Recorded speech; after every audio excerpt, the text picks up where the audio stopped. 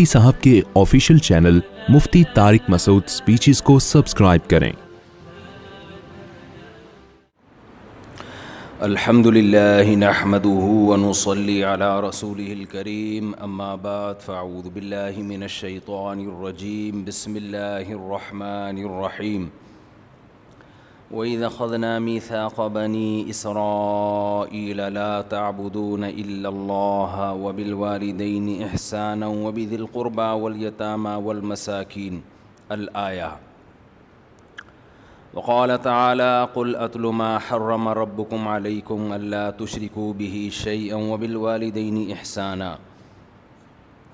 وقال تعالى: يا أيها الذين آمنوا ادخلوا في السلم كافة ولا تتبعوا خطوات الشيطان إنه لكم عدو مبين۔ وقال تعالى: الذين اتخذوا دينهم لهوا ولعبا وغرتهم الحياة الدنيا۔ قرآن مجید کی چند آیات تلاوت کی ہیں اور انہی آیات پر انشاءاللہ آج میں درس دوں گا۔ اللہ تعالیٰ سے دعا ہے اللہ تعالیٰ صحیح طرح سے بات کہنے کی، سننے کی، سمجھنے کی اور پھر عمل کی اللہ ہم سب کو توفیق عطا فرمائے۔ یہ گھڑی بالکل ٹھیک ہے نا؟ ہے جی؟ محرم 1443 ہجری بلکہ 44 ہجری اور 2022 یہ مہینہ ہے نبی جی کہاں سے آواز آئی ہے؟ ہاں، اگست کا مہینہ ہے، اگست 2022 اور محرم 1444۔ لوگ بہت اصرار کر رہے تھے کہ جی محرم پہ کچھ بیان ہو جائے۔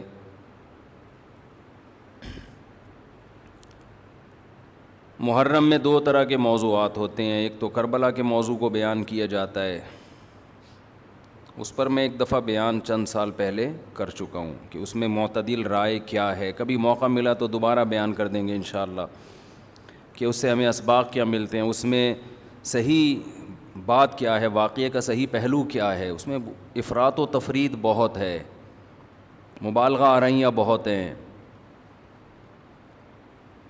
سیدنا حسین ابن علی رضی اللہ تعالی عنہ کو کربلا میں شہید کیا گیا، یہ بہت بڑا ظلم ہے، اس میں دو رائے نہیں ہو سکتی۔ اور بڑی بات یہ کہ حکومت کی سرپرستی میں یہ کام ہوا ہے، اس لیے یہ بڑا ظلم ہے۔ جو اسلامی حکومت تھی، جو خلافت کی دعوے دار تھی، شاید اسلامی تاریخ میں اس سے بدترین واقعہ ہمیں نہیں ملتا۔ لیکن یہ ایک واقعہ ہے، محرم کا اس سے براہ راست کوئی تعلق نہیں ہے۔ واقعات تو کسی نہ کسی مہینے میں ہوتے ہیں، کسی نہ کسی تاریخ کو ہوتے ہیں، تو ان واقعات سے عبرت حاصل کرنی چاہیے، نہ کہ ان تاریخوں کو پکڑ کے ہم بیٹھ جائیں کہ چونکہ اس تاریخ کو یہ ہوا تھا تو ہم نے یہ کرنا ہے، اس ڈیٹ کو یہ ہوا تھا تو ہم نے یہ کرنا ہے۔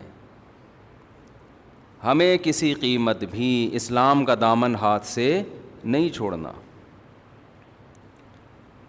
حضرت حسین رضی اللہ تعالی عنہ جو کربلا میں نکلے تو محرم ہونے کی وجہ سے تھوڑی نکلے تھے، وہ تو سیاسی حالات کو درست کرنے کی نیت سے نکلے۔ وہ محرم ہوتا تو بھی جاتے، سفر ہوتا تو بھی جاتے، ربیع الاول ہوتا تو بھی جاتے، رمضان ہوتا تو بھی جاتے۔ اس کا محرم سے کیا تعلق ہے؟ جس چیز کو آپ نے حق پہ سمجھا اس کے لیے آپ نے خروج کیا، اس کے لیے اپنی گردن کٹاتی، غیرت کی شہادت کو ذلت کی زندگی پر ترجیح دی، پورا خاندان کٹوا دیا مگر غیرت پر سودا نہیں کیا۔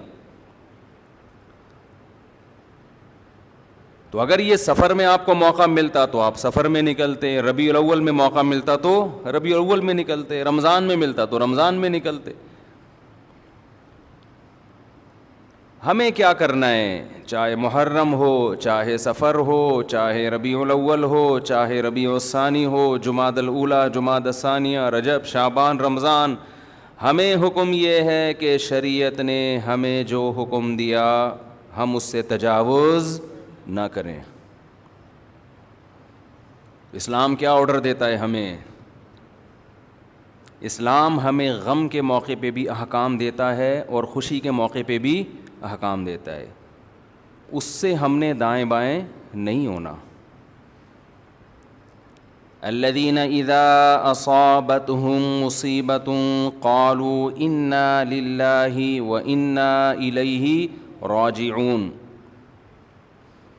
اہل ایمان کی علامت ہے جب انہیں کوئی مصیبت پہنچتی ہے تو کیا کہتے ہیں؟ ہم اللہ ہی کے لیے ہیں اور ہم نے لوٹ کر اللہ ہی کی طرف جانا ہے، یہ کہہ کے صبر کرتے ہیں۔ دیکھو مصیبت کے موقع پہ آپ کے پاس دو آپشن ہیں، یہ قرآن نے دی ہیں۔ ایک انتقام، انما السبیل علی الذین یظلمون الناس، فرمایا جو کسی پہ ظلم کرے گا اس پہ گناہ ہوگا، جو ظلم کا بدلہ لے گا اس پہ گناہ نہیں ہوگا۔ وَجَزَاءُ سَیِّئَةٍ سَیِّئَةٌ مِثْلُهَا، قرآن کہہ رہا ہے برائی کا بدلہ اسی کے بقدر برائی۔ یہ بھی آپشن آپ کے پاس ہے، کسی نے آپ کے ساتھ ظلم کیا، زیادتی کی، آپ ظالم سے بولیں بدلہ لیں، آپ اجازت دی، تبھی تو قرآن نے کہا کوئی کسی کو قتل کر دے فَقَدْ جَعَلْنَا لِوَلِيِّهِ سُلْطَانًا فَلَا يُسْرِفْ فِي الْقَتْلِ، اللہ کہتے ہیں ہم نے مقتول کے وارث کو اجازت دی ہے کہ قاتل سے بدلہ لے لے، ہم نے اس کو یہ قدرت دے دی ہے، ہم نے طاقت دے دی ہے، ہم نے اجازت دے دی ہے۔ بین الاقوامی لاء تو کہتا ہے کہ قاتل کو آپ قتل نہیں کر سکتے، اس کو یہ ہوگا، عمر قید ہوگی، اللہ کہتے ہیں نا نا نا نا، کسی کے باپ کو قتل کر دیا گیا، بیٹے کو پرمیشن ہے کہ وہ قاتل سے قصاص لے، حکومت اس میں تعاون کرے گی، قصاص تو یہی لے گا، حکومت کا کام ہے قاتل کو پکڑ کے مقتول کے وارث کے حوالے کرنا، بتا بھائی چھوڑنا چاہتا ہے یا مارنا چاہتا ہے، حکومت کا یہ کام ہے، حکومت چھوڑ نہیں سکتی آپشن، کیونکہ گورنمنٹ کا بندہ نہیں گیا ہے، بندہ تو جس کا گیا اس کو تکلیف ہوئی ہے نا۔ جو سیکولر حکومتیں ہیں وہ انسانوں کو اپنا غلام سمجھتی ہیں، حالانکہ وہ دعویٰ کرتے ہیں کہ ہم انسانوں کو غلامی سے نکال رہے ہیں، اسلام کہتے ہیں کسی کے غلام نہیں ہے، کوئی حکومت کا غلام نہیں ہوتا، حکومت کا کام مینجمنٹ ہے اور لوگوں کو ظلم کا بدلہ دلانا ہے، عدل و انصاف فراہم کرنا ہے۔ دنیا نے کیا کیا؟ قانون سازی کر کے انسانوں کے اوپر تھوپ دی ہے، وہ کیا کیا تھوپی ہے وہ ایک لمبی کہانی ہے، کہ دعویٰ تو یہ ہے کہ ہم آزادی، انسان کو آزاد کر رہے ہیں، آزاد نہیں کر رہے، سب کی غلامی سے نکال کے اپنا غلام بنا رہے ہیں، عورت کو شوہر کی غلامی سے نکالا، ریاست کا غلام بنا دیا، شوہر جو باپ پہ خرچ کرتا، بیوی پہ خرچ کرتا، بولا نہیں باپ بیوی پہ خرچ نہیں کرو، ایک دھیلا بھی تم پہ، ہمیں ٹیکس دو، 40% ہمیں دو اپنی تنخواہ کا، 1 لاکھ کما رہے ہو 40,000 ہمیں دو، ہماری مرضی، پھر ہم تمہارے باپ کو اولڈ ہاؤس میں کتنا دیں اور تمہاری بیوی کو ہم کتنا دیں، یہ ہماری مرضی، ہمارا ہیڈک ہے، تمہارا نہیں ہے۔ یہ اسلام ریلیشن کا قائل ہے، ریلیشن، شوہر بیوی کا ریلیشن ہے، شوہر بیوی پہ خرچ کرے گا تاکہ بیوی اس سے محبت کرے، بیٹا باپ پہ خرچ کرے گا تاکہ باپ اپنے بچوں کو شوق سے پالیں گے، یہ بڑھاپے میں ہمارا سہارا ہے۔ آپ نے سارے ریلیشن ختم کر کے لوگوں کو غلام بنا دیا، کس کا؟ ریاست کا۔ اسی میں یہی ہے کہ اسلام کہتا ہے کسی کے باپ کو قتل کیا گیا ہے، انتقام کی آگ کس میں بھڑک رہی ہے؟ گورنمنٹ میں تھوڑی بھڑک رہی ہے، حکومت کا کیا لگتا ہے بھائی وہ؟ اچھا بھلا تمیز سے بیان چل رہا تھا، محبت سے غصہ آ گیا مجھے، آرام سے چل رہا تھا نا، یہی ہے نا، یہ لبرل لوگوں سے ہمیں واسطہ پڑتا ہے نا، صبح شام گوروں کے گیت گاتے رہتے ہیں بیٹھ کے، مغربی ممالک کے گیت گاتے ہیں، اتنا اچھا سسٹم، اتنا اچھا سسٹم، وہ کیا خاک سسٹم ہے یار یہ، جس میں انسان کو اس کے بنیادی حقوق نہیں مل رہے۔ آپ کہہ سکتے ہیں ہمارے ملک میں کون سا مل رہے ہیں, تو ہمارے ملک میں اسلام نہ ہونے کی وجہ سے مل رہے ہیں, اسلام ہوتا تو مل رہے ہوتے. اس میں اسلام کا قصور نہیں ہے, یہ تو ہمارے حکمرانوں کا قصور ہے. ڈالر نیچے آ گیا سنا, تھوڑا سا خوش فہمی میں مبتلا ہونے کی ضرورت نہیں ہے. 10 روپے نیچے آئے گا, 20 روپے اوپر جائے گا. یہ تھوڑا سا ڈپریشن کم کرنے کے لیے گورنمنٹ کرتی ہے کہ تھوڑا سا نیچے لا کے دھکا دے کے اوپر لے کے جاؤ. تو یہ سیٹ اپ, خیر یہ ایک الگ تبصرے ہیں. تو اسلام ہے جو آپ کو بنیادی حقوق دیتا ہے. میرے باپ کو اللہ نہ کرے کوئی قتل کر دے, گورنمنٹ کا نقصان نہیں ہے, نقصان کس کا ہے؟ میرا انتقام کی آگ مجھ میں بھڑکتی ہے, اس کا نقصان یہ ہوتا ہے کہ میں قاتل کو تلاش کروں گا, وہ نہ ملے اس کے بھائی کو مار دوں گا, وہ نہ ملے اس کے ماموں کو مار دوں گا, جو ہوتا ہے قبائلی علاقوں میں.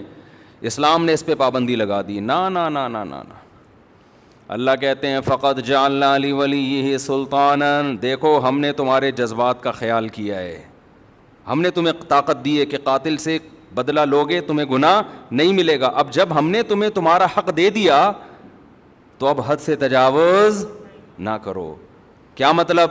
قاتل کے علاوہ کسی اور سے بدلہ لینے کی کوشش نہ کرو. اس نے آپ کا ایک مہمان مارا, آپ نے کہا ہم اس کے 2 مہمان ماریں گے.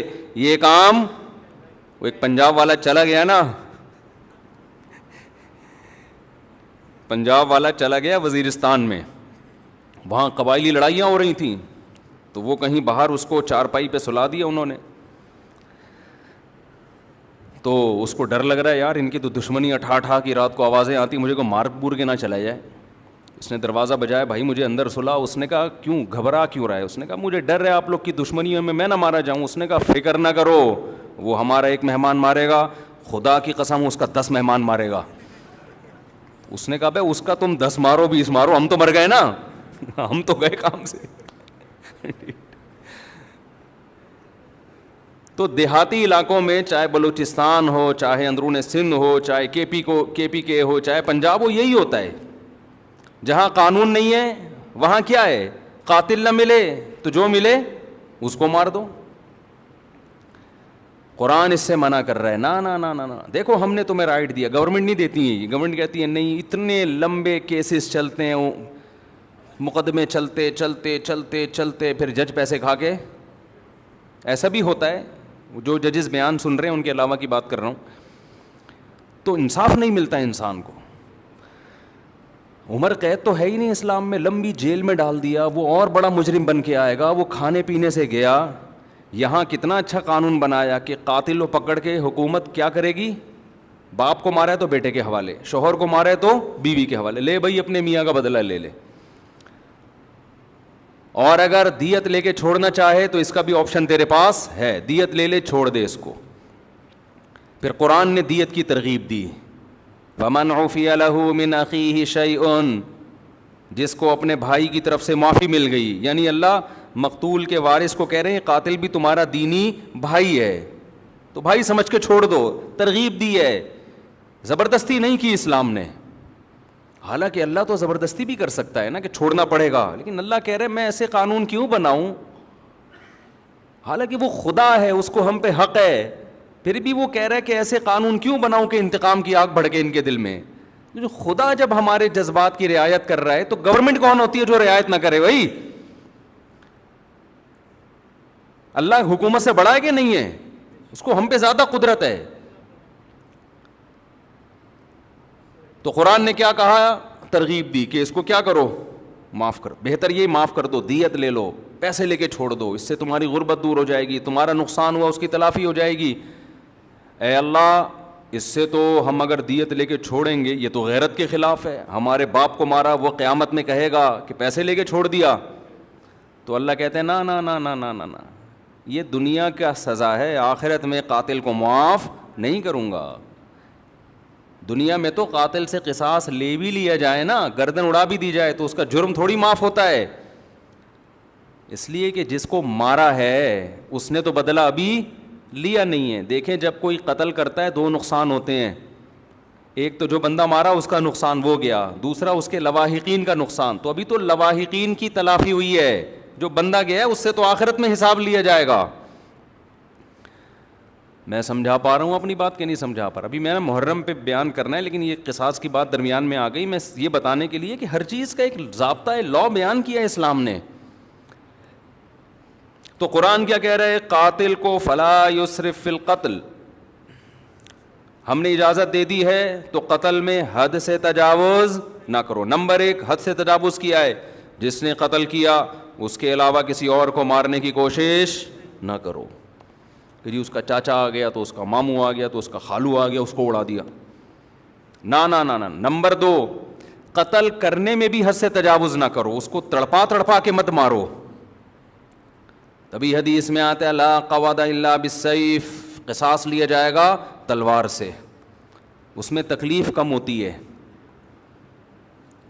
سعودی عرب میں گردنیں اڑائی جاتی ہیں نا، دیکھی ہوں گی آپ نے، اب تو وہاں بھی آہستہ آہستہ کم ہو رہا ہے.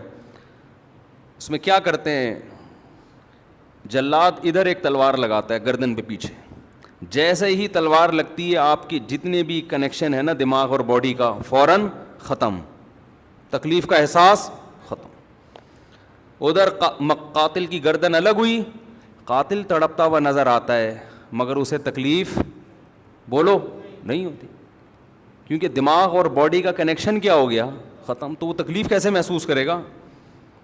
لیکن دہشت بہت ہوتی ہے، کیونکہ جس طرح اس کی گردن الگ ہو کے گرتی ہے اور جس طرح اس کی لاش تڑپ رہی ہوتی ہے، اس سے لوگوں پر ایک دہشت طاری ہو جاتی ہے اور لوگ قتل سے بچ جاتے ہیں کہ یار ہمارا بھی انجام ہوگا. کتنا پیارا حکم ہے کہ جو قتل کا مقصد تھا لوگوں کو بچانا آئندہ جرم سے، وہ مقصد پورا حاصل ہو رہا ہے اور قاتل کو تکلیف کم سے کم دی جا رہی ہے. میں سمجھا پا رہا ہوں اپنی بات؟ لیکن جو اسلام مخالف قوتیں ان کا قانون کیا ہے؟ بند کمرے میں لٹکاؤ. بند کمرے میں کسی کو عبرت ہوگی؟ ہے بھائی؟ ایک صاحب سعودی عرب سے آئے، بہت پرانی بات ہے، انہوں نے کہا کہ میں نے پہلی دفعہ سعودی عرب میں جب قصاص دیکھا نا، گردن اڑائی، تو میں 2 گھنٹے کانپتا رہا ہوں کھڑے ہوئے. بتاؤ جس نے یہ منظر دیکھا ہو وہ خود کسی کو قتل کرنے کی جرت کر سکتا ہے؟ حالانکہ بلوچ تھے، وہ ہمارے دوست تھے اور بڑے مضبوط بلوچ تھے. بلوچ تو ویسے ہی مضبوط عام طور پر ہوتے ہیں، بہادر بھی ہوتے ہیں. ان کو وہ کہہ رہے پھر بھی مجھے، میں کیا کر رہا ہوں، ایسے کانپ رہا ہوں میں. تو بتاؤ یہ دہشت کے بعد کوئی ہمت کرے گا؟ لیکن جس کو قتل کیا ہے قصاصاً، اس کو تکلیف بولو کم سے کم. لیکن جو اسلام مخالف قانون ہے وہ ہے پھانسی. بند کمرے میں کیا کرتے ہیں؟ پھانسی لٹکا دیتے ہیں. اس میں قتل ہونے والے کو تکلیف اور اذیت بے انتہا ہے. گلا گھونٹ کے مارو کسی کو، آپ اپنا گلا گھونٹیں تھوڑی دیر کے لیے، اندازہ ہو جائے گا اس میں کس قدر اذیت ہوتی ہے. لیکن عبرت کا پہلو اس میں کیا ہے؟ 0، کیونکہ بند کمرے میں چھپا کے ہوتی ہے. ایک نقصان تو یہ. دوسرا نقصان، جب کھلے عام قصاص لیا جاتا ہے جو اسلام کا حکم ہے، اس میں معافی کا آپشن بہت زیادہ ہے. جو قاتل مقتول ہے نا، اس کے وارثوں کو پبلک کہے گی کہ یار اس کو کیا کرو، چھوڑ دو، ہمیں ترس آ رہا ہے. ساری دنیا کے سامنے چوک پہ بٹھائے ہوئے اس کو گردن اڑانے کے لیے، چھوڑو یار دیت لے کے کیا کرو، بولو نا معاف. این اس وقت زیادہ ترس آتا ہے لوگوں کو. اس بات کا امکان ہے کہ قاتل معاف کر دے. اور بہت سے ایسے واقعات ہوئے ہیں جب چوک پہ لایا گیا اور جلاد تلوار لے کے کھڑا ہوا ہے، لوگوں نے آ کے درخواستیں کی چھوڑ دو، تو مقتول کے وارثوں نے کیا کہا؟ معاف کیا. بہت ہیں.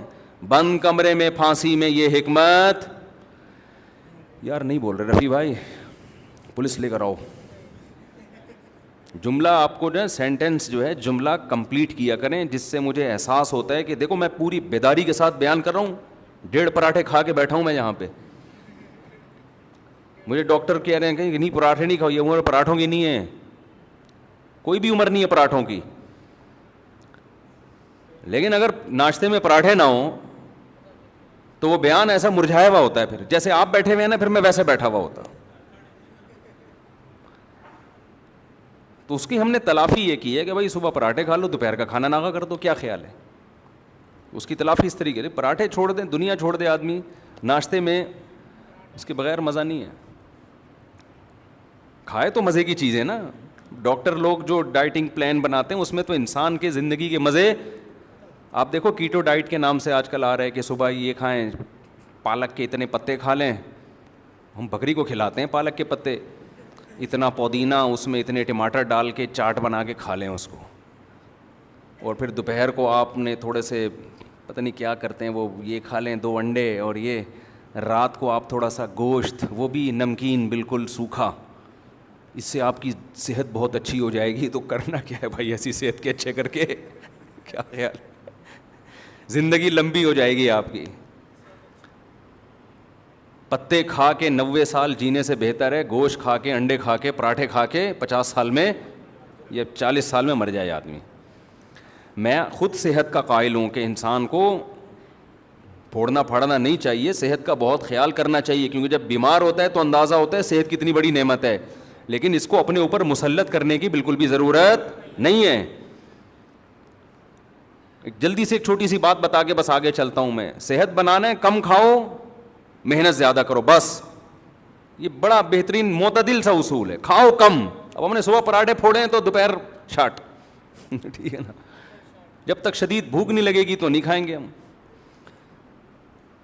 رات کو تو بہت ہی کم کھاؤ, کیونکہ سونا ہوتا ہے تو توند بھر کے سو گے تو پھٹو گے ایک دن دھماکے کے ساتھ. پھٹ رہے ہیں لوگ, یہ تو بہت سے دھماکے ہو رہے ہیں نا, بندہ کھا کے پھٹا ہوتا ہے. ہم سمجھتے ہیں گیس کا سلنڈر پھٹا ہے, تو وہ بندے جس طرح سے کھا رہے ہیں نا لوگ اسپیڈ میں. تو رات کو کہتے ہیں نا صبح کھاؤ بادشاہوں کی طرح, دوپہر کھاؤ, پتہ نہیں پورا ملفوظ بھول گیا میں. صبح کھاؤ ناشتہ بادشاہوں کی طرح کرو, میٹابولزم بہت تیز ہوتا ہے اس وقت, لکڑ ہضم پتر ہضم. دوپہر کھاؤ کچھ الگ سے ہے, کچھ جملہ مالداروں کی طرح, تھوڑا کم کر لو. اور رات کو کھاؤ فقیروں کی طرح, جیسے ملا ہی نہیں کھانے کو. ہمارے یہاں الٹا ہے, صبح ایک سلائس بریڈ میں نا ڈبو کے کھا رہے ہیں, بس ایک انڈا. دوپہر کو تھوڑا بڑھا دیا, اور رات کو پھوڑتے ہیں, اس کو کھانا کہتے ہی نہیں ہیں, پھر سو جاتے ہیں. تو الٹا چل رہا ہے. ماہرین کہتے ہیں نا کہ صبح زیادہ کھاؤ گے, پھر دوپہر کم اور رات کو اور کم, تو باڈی بھی ایسے ہو جائے گی. اور اگر الٹا چلایا نا صبح کم دوپہر زیادہ, تو باڈی بھی کیسی ہو جائے گی, ایسی اوپر سے چلنا شروع ہو گئے, ایسے پھولتے چلے جاؤ گے. خیر کہاں سے کہاں بات چلی گئی. تو میں قصاص کی بات کر رہا تھا, یہ بات درمیان میں آ گئی, محرم پہ آؤں گا انشاءاللہ ابھی. تو عرض یہ کر رہا تھا کہ دیکھو کتنی حکمتیں ہیں نا اسلام کی. تو کوئی دین اسلام جیسا ہے نہیں, ہو نہیں سکتا. تو اس میں معافی کا بھی چانس زیادہ ہے, کہ قاتل کو معاف کرنے کا آپشن اس میں زیادہ ہے. جب کھلے عام ہوگا تو انسان کا دل نرم ہو جاتا ہے, چل بھائی چھوڑ دیا میں نے. لوگ بھی اس کو ترغیب دیتے ہیں.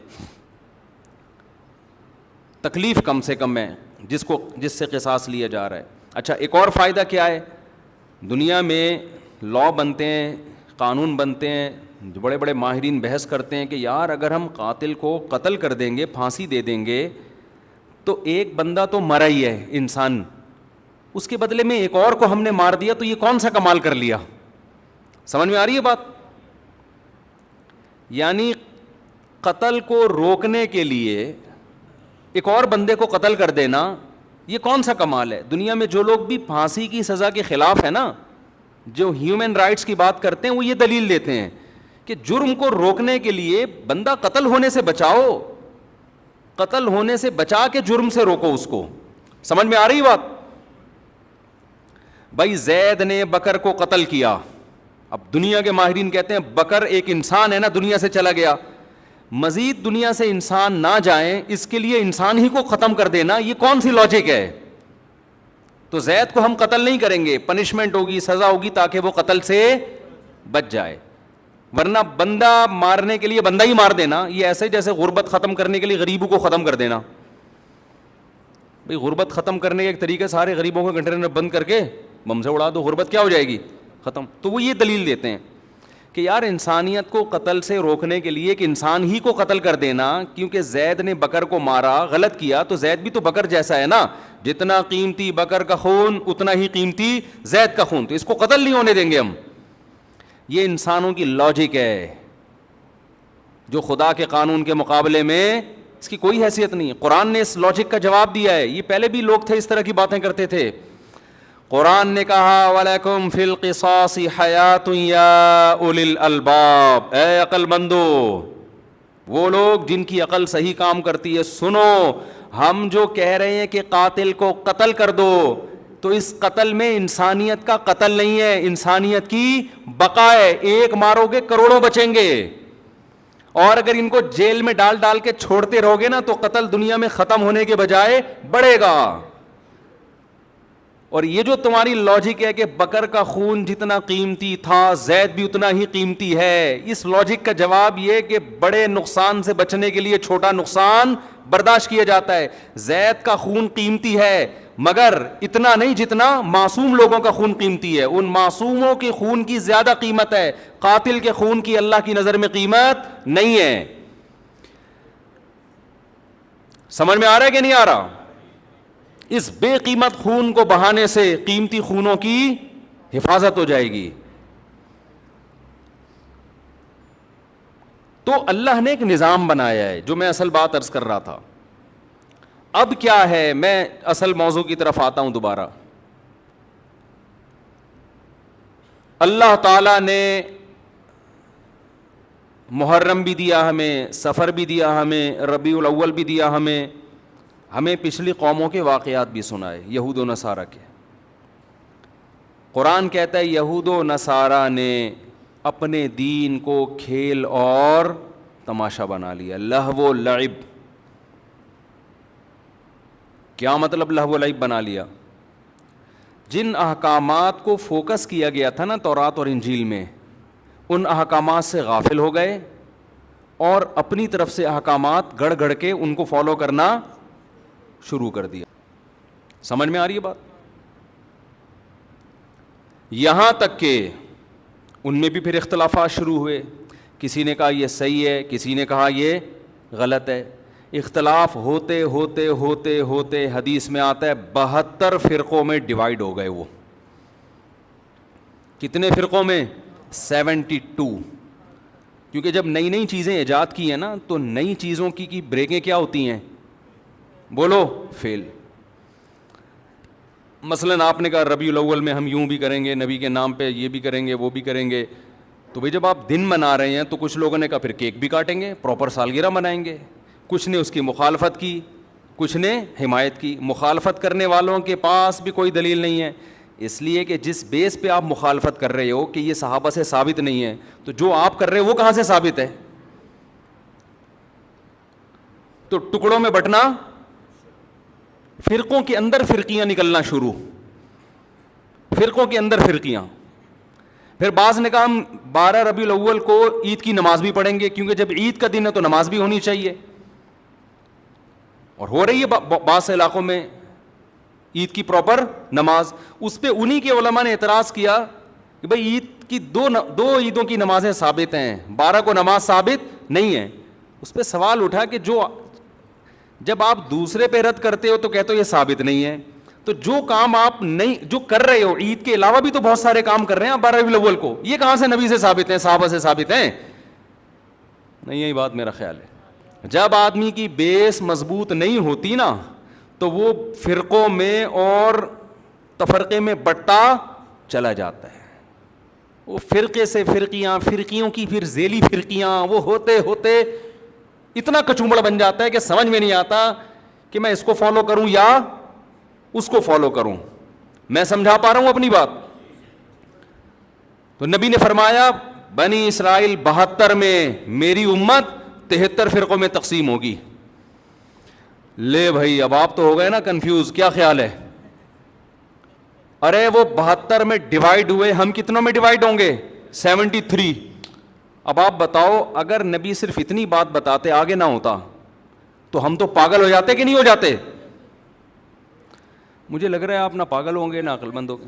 پاگل ہو جاتے ہیں نا کہ یار ہم تو اتنے کنفیوز ہو جائیں گے, کون سا, لوگ مجھ سے آ کے کہتے ہیں سمجھ میں نہیں آتا کون سا مولانا درست ہے, گرین چینل صحیح ہے کہ وائٹ چینل صحیح ہے کہ بلیک چینل صحیح ہے, کالے کپڑے پہنے کہ سفید کپڑے پہنے کہ پیلی چپل پہنے کہ نیلی چپل پہنے, چپلوں میں, کرتوں میں, ٹوپیوں میں, بغیر ٹوپی والے.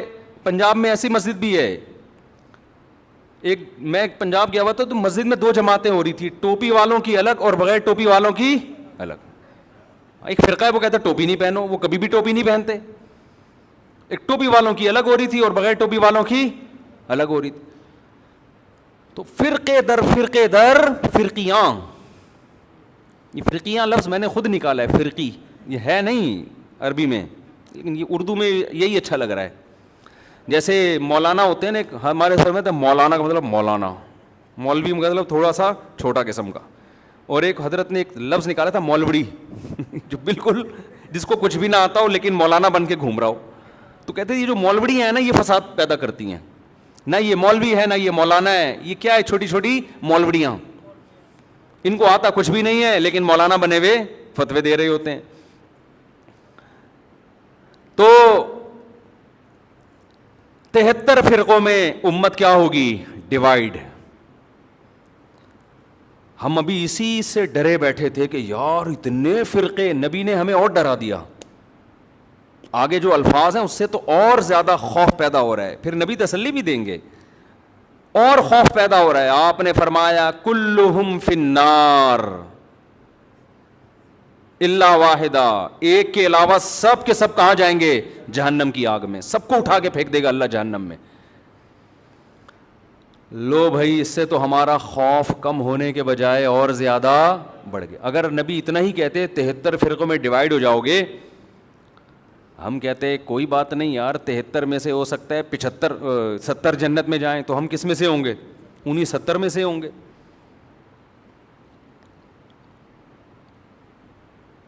یہ بہت اہم بیان کر رہا ہوں, اس کو کھوپڑی میں بٹھائیں کسی طریقے سے. کلہم فی النار, سب کے سب کہاں ہوں گے, جہنم میں. صرف ایک کیا ہوگا, وہ کہاں جائے گا, جنت میں. صحابہ علم پر حریص تھے, انہوں نے فوراً نبی سے پوچھ لیا کہ یا رسول اللہ وہ ایک جنتی کون سا ہے. اگر یہ نہ پوچھتے تو کتنا بیڑا غرق ہو جاتا ہمارا. نبی نے اس فرقے کا نام نہیں بتایا. یہ بھی ہمارے نبی نے ہم پر بہت بڑا احسان کیا, کیونکہ اگر نبی نام بتاتے تو سب لوگ وہی نام رکھ لیتے. ایک آدمی کہتا ہے جی یہ میری طرف سے مٹھائی لے جاؤ, وسیم نام کا آدمی ہوگا, صرف اسی کو دینا. اب مجمع میں ایک وسیم ہے, سلیم ہے, غفار ہے, ایک ستار ہے, ایک یعقوب ہے, ایک یوسف ہے, سارے بیٹھے ہوئے ہیں, بھوک سب کو لگ رہی ہے, مٹھائی کھانے کا سب کا دل کر رہا ہے. شناختی کارڈ کسی کے پاس نہیں ہے. پہلے سے اس نے اناؤنس کر دیا کہ بھائی وسیم نام کے آدمی کے لیے مٹھائی آ رہی ہے, تو سارے وسیم بن جائیں گے کہ نہیں بن جائیں گے؟ سب کہیں گے وسیم کون ہے, میں ہوں. اس کو پتا ہے اس نے کون سا نادرا میں جا کے دیکھنا ہے, ایک مٹھائی کے ڈبے کے لیے نادرا میں تھوڑی لے کے جائے گا, سب وسیم بن جائیں گے. آج یہی ہو رہا ہے. جماعت المسلمین نے کہا کہ نبی صلی اللہ علیہ وسلم نے فرمایا قرب قیامت میں جماعت المسلمین کو لازم پکڑنا. 1975 میں ایک جماعت بنائی گئی جس کا صدیوں تک کوئی وجود نہیں ملتا. اس کا ایک امیر خود ساختہ نام رجسٹر کروایا گورنمنٹ آف پاکستان سے, جماعت المسلمین, اور وہ جتنی حدیثیں جماعت المسلمین کے بارے میں تھیں وہ سارے مٹھائی کے ڈبے لینے کے لیے کھڑے ہو گئے کہ جی یہ ڈبے کس کے ہیں, یہ ہمارے ہیں, کیونکہ نبی نے کہا تھا جماعت المسلمین کو لازم پکڑنا. اور دیکھو یہ دیوبندی ہے, وہ حنفی ہے, وہ بریلوی ہے, وہ شیعہ ہے, وہ اہل حدیث ہے, اصل میں کس کا تذکرہ آتا ہے حدیث میں, جماعت المسلمین. او بھائی نبی نے یہ نہیں کہا تھا 1975 میں کوئی جماعت جس کا نام جماعت المسلمین ہو اس کو لازم پکڑنا. نبی کا مطلب تھا مسلمانوں کی جماعت کے ساتھ چمٹے رہنا, الگ سے کوئی فرقہ نہیں بنانا. آپ نے اپنی جماعت کا نام مسلمانوں کی جماعت رکھ لیا. پاگل آدمی تو سینس لیس لوگ ہیں بالکل. تو 1975 سے پہلے مسلمان میں جو صحیح فرقہ تھا وہ تو اس کا تو کوئی جماعت المسلمین کا نام نہیں تھا, وہ کہاں جائے گا پھر. میں نے پشاور میں بیان کیا, میں نے ان لوگوں سے کہا دیکھو جو اسلام صدیوں پہلے پشاور میں آیا تھا نا وہی صحیح ہے. اب اگر کوئی تمہیں قرآن و حدیث کے نام پہ ورغلا رہا ہے کہ ہم صحیح اسلام لائے, ہم قرآن و حدیث, تو ان سے بولو 1200 سال پہلے کیا آیا تھا پشاور میں, فقہ حنفی آیا تھا نا. تو اب تھوڑی اسلام آ رہا ہے, ساری کتابوں میں لکھا ہے اسلام پشاور میں 1000 سال 1200 سال پہلے آیا, تو وہ کیا آیا تھا اور اب کیا آ رہا ہے. اس پہ ایک مولانا نے میرے خلاف بیان کیا کہ اہل حدیث تو امام احمد بن حنبل کے دور میں بھی تھے. مجھے اہل حدیث سے اتنا بڑا اختلاف نہیں ہے, میں ان کو اہل سنت والجماعت میں داخل سمجھتا ہوں چند اختلافات کے ساتھ. وہ میرے اختلافات ہیں, وہ علمی نوعیت کے اختلافات ہیں. باقی ان میں جو متشدد ہیں وہ گمراہ ہیں, جو معتدل ہیں ان پہ ہم وہ فتویٰ نہیں لگاتے جو ہم دوسروں پہ لگاتے ہیں. لیکن یہ دلیل محترم کی صحیح نہیں ہے, اس لیے کہ آپ جو امام احمد بن حنبل سے ثابت کر رہے ہیں کہ انہوں نے کہا اہل حدیث جنت میں جائیں گے, اس سے وہ فرقہ اہل حدیث مراد نہیں ہے, اس سے وہ لوگ مراد ہے جو حدیث کو فالو کرتے ہیں. تو ابو حنیفہ بھی حدیث کو فالو کرتے تھے, امام شافعی بھی فالو کرتے تھے, اب امام احمد بن حنبل بھی فالو کرتے تھے. اس کی سب سے بڑی دلیل یہ ہے کہ امام احمد بن حنبل کے فالوورز کو اہل حدیث نہیں کہا جاتا بلکہ حنبلی کہا جاتا ہے, حالانکہ وہ تو اہل حدیث ہیں, کیونکہ امام احمد بن حنبل خود اہل حدیث ہیں, تو ان کے فالوورز کو حنبلی کیوں کہہ رہے ہو پھر؟ میں سمجھا پا رہا ہوں اپنی بات؟ تو آج لفاظی ہے, الفاظوں سے کھیلا جا رہا ہے, الفاظوں سے, ناموں سے کیا جا رہا ہے. ناموں سے نہیں ہوتا. وہ کہتے ہیں نا ملتے جلتے ناموں سے دھوکہ نہ کھائیں. چاول کی بوری پہ لکھا ہوا ہے, چینی کی بوری پہ لکھا ہوا ہے چاول. ایک آدمی نے دکان میں چینی کی بوری ہے, لکھا ہوا کیا ہے؟ چاول. کسی نے بولا چینی ہے لکھا ہوا چاول کیوں؟ کہہ رہے مکھیوں کو دھوکہ دینے کے لیے. مکھی دھوکے میں آئے گی؟ مکھی لیبل دیکھ کے کبھی بھی دھوکے میں نہیں آتی, وہ خوشبو دیکھ کے جاتی ہے. ہمارے نبی سے صحابہ نے پوچھا کہ اس فرقے کا نام بتائیں, آپ نے نام نہیں بتایا کیونکہ سب لیبل اچھا لگا کے دھوکہ دیتے. آپ نے اس فرقے میں جو خوشبو ہے اس کو بتایا کہ اس میں خوشبو کیا آ رہی ہوگی, اس میں جو علامتیں ہیں وہ کیا ہیں. جہاں اسمیل آ رہی ہو نبی اور صحابہ کی, اس اسمیل کی طرف چلے جانا, اور جہاں نبی کو لغت سے نکال دیا یا نبی کو تو رکھا ہوئے صحابہ کو نکال دیا, اس کے قریب اس کے لیبل اور نام کو دیکھ کر جانے کی کوشش نہ کرنا. آج ہمارا لوگ خون پی لیتے ہیں, کئی طلاقیں دے رہے ہیں, 3 طلاقیں. جس کو دیکھو سعودی عرب کے بن باز کا فتویٰ, صالح العثیمین کا فتویٰ, ان 2 مفتیوں کا فتویٰ کہ بھی سعودی عرب یہ کہہ رہا ہے کہ 3 طلاقیں ایک ہوتی ہیں. میں کہتا ہوں تم نے کلمہ سعودی عرب کا پڑھا ہے یا نبی اور صحابہ کا کلمہ پڑھا ہے؟ کوئی ایک صحابی دکھا دو جس نے 3 طلاق کو ایک کہا ہو, اور میں درجنوں دکھاؤں گا آپ کو. یار آپ لوگوں نے صحابہ سے بھی زیادہ سعودی عرب کے علماء کو بنا لیا ہے. یہ تو 15ویں صدی کے علماء ہیں. وہ کہتے ہیں وہ حدیث کوٹ کرتے ہیں, اس حدیث کا مطلب صحابہ نے کیا سمجھا؟ کسی ایک صحابی نے اس حدیث کا وہ مفہوم لیا جو سعودی علماء لے رہے ہیں. میں سعودی علماء کے خلاف نہیں ہوں, وہ ہم سے زیادہ بہتر ہوں گے, ہم سے تقویٰ میں, للہیت میں, علماء کا ادب ہمارے لیے ضروری ہے. مگر آپ نے جب تقلید کرنی ہے تو آپ سعودی علماء کی کرو گے یا صحابہ کی؟ صحابہ کی کرو گے. آپ فقہ حنفی کو نہیں مانتے, آپ شافعی کو نہیں مانتے, صحابہ کو تو سب مانتے ہیں نا. کوئی ایک صحابی دکھا دو جس نے 3 طلاق کو ایک کہا ہو. حتیٰ کہ جو صحابی 3 کو ایک کہنے والی حدیث بیان کر رہے ہیں وہ بھی 3 کو کتنی کہتے ہیں؟ 3 کہتے ہیں. اس کا مطلب اس حدیث کا وہ مفہوم نہیں ہے جو بن باز مراد لے رہے ہیں. ایسے تماشے ہو رہے ہیں نا طلاقوں کے بعد آج کل. شوہر طلاقیں دیتا ہے, بیوی اپنی مرضی کا فتویٰ, بیوی کو رہنا ہے تو اہل حدیث سے فتویٰ لا رہی ہے, نہیں رہنا تو حنفیوں سے فتویٰ لے کے آ رہی ہے. قرآن نے جہاں طلاق کے مسائل بیان کیے وہاں اللہ نے کہا کہ اللہ کی آیات کو, اللہ کے احکام کو مذاق نہ بناؤ. اہل حدیث حضرات علماء کی انتہائی عزت کے ساتھ, لیکن میں یہ اپنا رونا میں ان کے سامنے روتا ہوں کہ آپ لوگوں کی وجہ سے طلاق کے احکام مذاق بن چکے ہیں اس وقت. آپ اس پہ دوبارہ سے تحقیق کریں. اس لیے ہم کہتے ہیں لوگوں کو مجتہدین کو فالو کرو, ان کا علم آج کے مولویوں سے زیادہ, وہ قرآن و حدیث کو آج کے لوگوں سے زیادہ بہتر سمجھتے تھے. ہم قرآن حدیث کے مقابلے میں ابو حنیفہ کو فالو نہیں کرتے, خوب سمجھ لو. ہمارا یہ رائے ہے, فتویٰ ہے, جو صحیح حدیث کے مقابلے میں ابو حنیفہ کو فالو کرے گا کافر ہو جائے گا. گمراہ تو دور کی بات ہے. بات یہ ہوتا ہے کہ حدیث کا ایک تشریح ابو حنیفہ کہتے ہیں, ایک تشریح آپ کی نظر میں ہوتی ہے. ہم اس تشریح کو ترجیح دیں گے جو ابو حنیفہ کی رائے ہوگی. آپ کی رائے پر ابو حنیفہ کی رائے کو ترجیح دے رہے ہیں, نبی کی رائے پر ابو حنیفہ کی رائے کو ترجیح نہیں دے رہے. خدا کی قسم لا الہ الا اللہ، جو قرآن و حدیث پر ابو حنیفہ کو ترجیح دے گا اللہ کی قسم کافر ہو جائے گا وہ. ہمارا موقف 2 اور 2 4 کی طرح ہے، لیکن بات یہ آپ کے کہنے سے نہیں ہم کریں گے. آپ کی ایک رائے ہے جو صحیح بھی ہو سکتی ہے غلط بھی، ابو حنیفہ کی بھی ایک رائے ہے جو صحیح بھی ہو سکتی ہے غلط بھی، لیکن اس میں غلطی کا امکان کم، آپ میں غلطی کا امکان زیادہ ہے.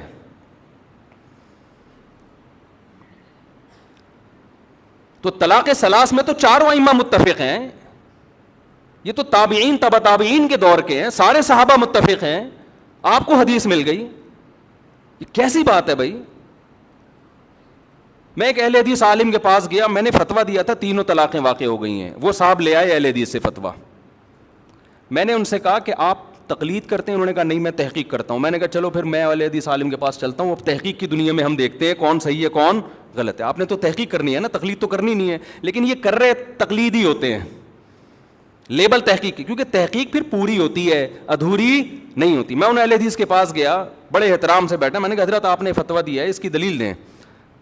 انہوں نے صحیح مسلم کی مشہور حدیث پیش کر دی، نبی کے دور میں 3 ایک سمجھی جاتی تھی، ابو بکر کے دور میں. میں نے کہا ایسے تو متا کے بارے میں بھی آتا ہے، نبی کے دور میں متا جائز سمجھا جاتا تھا، ابو بکر کے دور میں عمر نے پابندی لگائی، تو پھر متا بھی حلال ہے.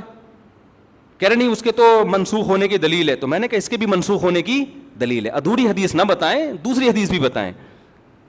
پھر وہ کہنے لگے، میں نے کہا پھر خود اس حدیث کے جو راوی عبداللہ بن عباس ہیں وہ خود کہہ رہے ہیں کہ 3 طلاقیں ایک وقت کی 3 ہوتی ہیں. تو وہ جواب میں کہتے ہیں کہ ہم نے کلمہ عبداللہ بن عباس کا نہیں پڑھا، ہم نے کلمہ نبی کا پڑھا ہے. میں نے کہا ویل ڈن، حضرت مجھے یہ بتائیں کہ آپ نے نبی کا کلمہ پڑھا ہے، عبداللہ بن عباس نے کس کا کلمہ پڑھا تھا؟ انہوں نے نبی کا کلمہ پڑھے بغیر یہ فتویٰ دے دیا. تو میں عرض کر رہا ہوں کہ لفاظی ہے، سمجھ رہے ہیں، لیبل اچھے اچھے لگے ہوئے ہیں. باقی ہر چیز میں اہل حدیث کو غلط نہیں کہتا، بعض چیزوں میں صحیح ہیں وہ، اور بعض چیزوں میں دیوبندی غلط ہے، معذرت کے ساتھ. اللہ یہ کہ دیوبندیوں کے جو محققین ہیں، بڑے بڑے علماء ہیں، وہ ایسی غلطیاں نہیں کرتے. مفتی تقی عثمانی صاحب ہو گئے، اس لیول کے جو علماء ہیں نا وہ معتدل ہیں. وہ آپ نے دیوبندیت کو سمجھنے کے لیے ہر آدمی کو فالو نہیں کرنا، ہر ایک کا بیان آپ یوٹیوب پہ سن کے فتویٰ لگا دو کہ یہ ایسا نہیں ہے بھائی. بعض لوگ کیا کرتے ہیں، دیکھ کے چاول جیسے تھوڑے سے چکھے آپ نے اور پوری دیکھ پہ حکم لگا دیا. بعض لوگ کیا کرتے ہیں، کسی اسکالر نے کوئی غلط بیان، مسئلہ غلط بیان کیا، فوراً کوئی فتنہ پرور بیٹھا ہوتا ہے اس کا کلپ چلاتا ہے، دیکھو دیوبندی کیا کہہ رہے ہیں. او بھائی یہ ایک پورا دیوبندی ٹھیکیدار تھوڑی ہے یہ بندہ کہ جو بولے گا آپ نے سب پہ ٹھوک دیا اس کو.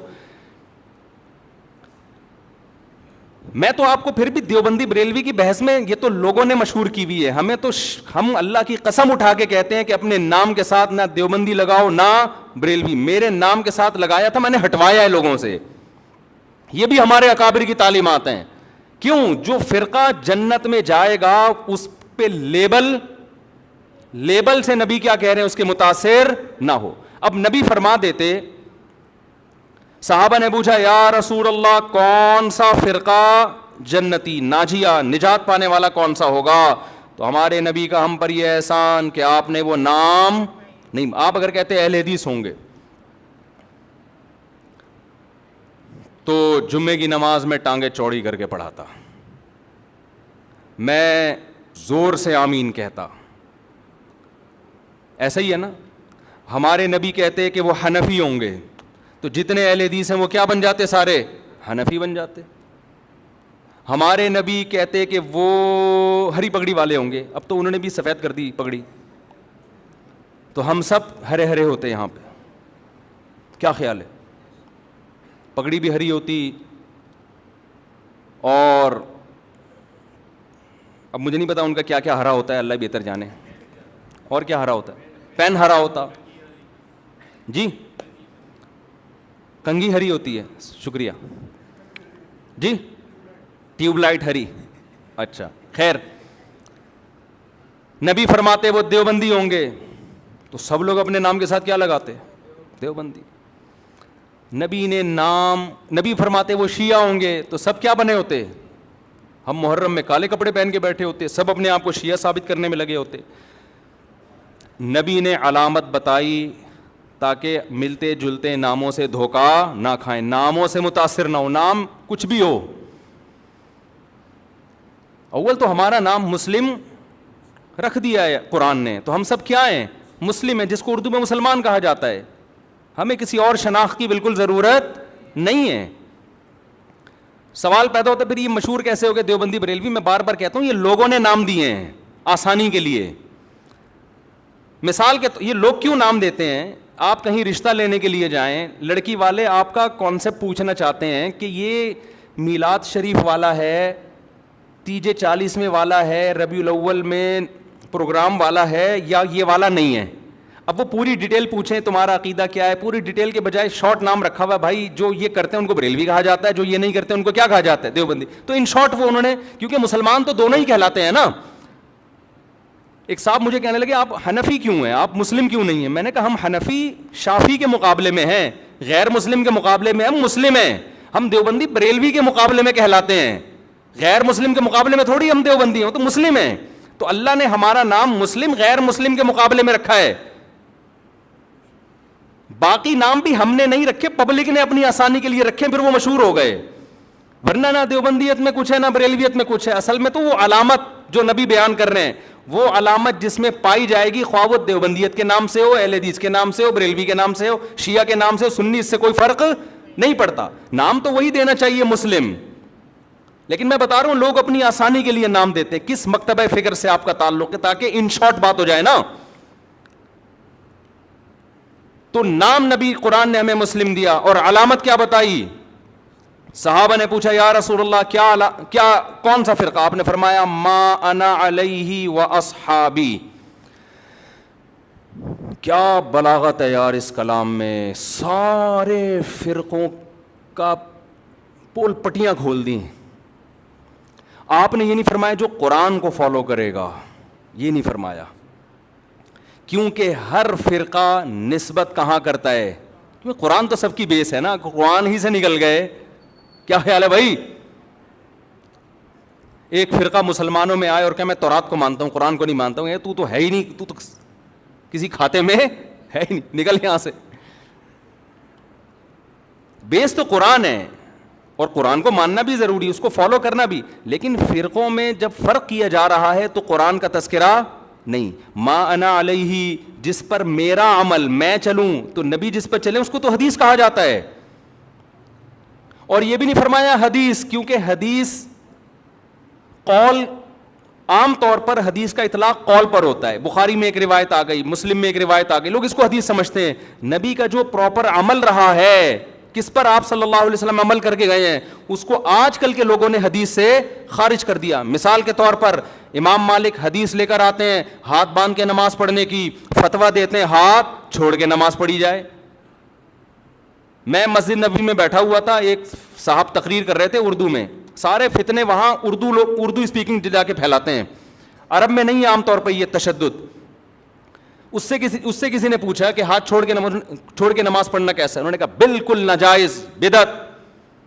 کیوں؟ حدیث میں آتا ہے ہاتھ باندھ کے نماز, ہم حدیث کو فالو کریں گے, امام مالک کو فالو نہیں کریں گے. اتنی سختی سے امام مالک پہ رد کیا.